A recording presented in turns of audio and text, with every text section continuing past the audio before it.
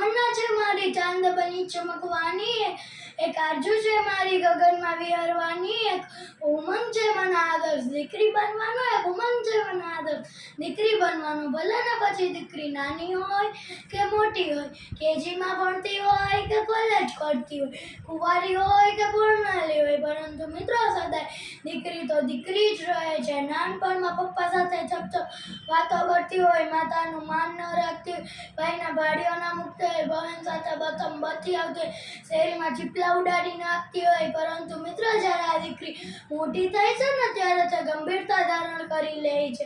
લગ્ન વખતે પીટી છોડાતી હોય ત્યારે સહેલીઓ સાથે આમ તેમ મલકાતી હોય છે. જ્યારે તને ખબર પડે છે કે મારી જાન આ શેરીમાં આવવાની છે, ત્યારે તને વિચાર આવે છે કે હું આ વાલનો દરિયો છોડીને પારકા લોકોને મારા કરવા જોશે. ત્યારે તે તમામ પિયરની યાદોને હૃદયના ખૂણે દરબી દે છે. સાસરિયાવાળા અને ગામવાળા પૂછે છે, વહુ કન્યાવરમાં શું લાવે? ત્યારે દીકરીની લાગણીઓનો કોઈ વિચાર નથી કરતું. હકીકતમાં સાસરિયામાં આવતી દીકરી બાપના ઘરેથી શું લાવી તેના કરતાં ઘણું બધું મૂકીને આવી. મા, બાપ, ઘર, સમાજ આ બધું મૂકીને આવી. જો સમાજ આ બધાનો વિચાર કરે ને તો દીકરીના સંસારમાં સુગંધ ભળી જાય છે. હકીકતમાં નવી વહુનું સાસરિયામાં આવવું એક નવા બાળકના જન્મ બરાબર છે. બાપના ઘરે હતી ત્યારે કોઈ ચિંતા ન હતી. હવે તને નવા ઘરમાં ધીમે ધીમે ચાલતા શીખવું પડશે. ઘરના સભ્યોને ગમે તેની ટેવ પાડવી પડશે. દીકરી પોતાની પસંદનો ક્યારેય વિચાર નથી કરતી. એનું નામ જ દીકરી. ભગવાને પપ્પાને રડવા માટે ત્રીજી આંખ આપી છે. દીકરીને વિદાય વેળાએ પપ્પાની ત્રીજી આંખ રડે ને તો પપ્પા ભાંગી પડે છે.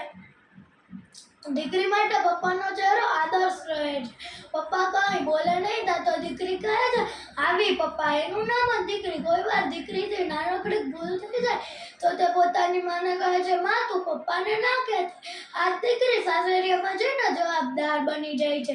સાસરિયામાંથી આવતી દીકરી બાપના ઘરે કંઈ લેવા નથી આવતી, પરંતુ બાપની આર્થિક સ્થિતિ જાણવા આવે છે. બાપની સ્થિતિ જાણીને તે ઘરના બધા સભ્યોને સૂચન દઈને જાય છે.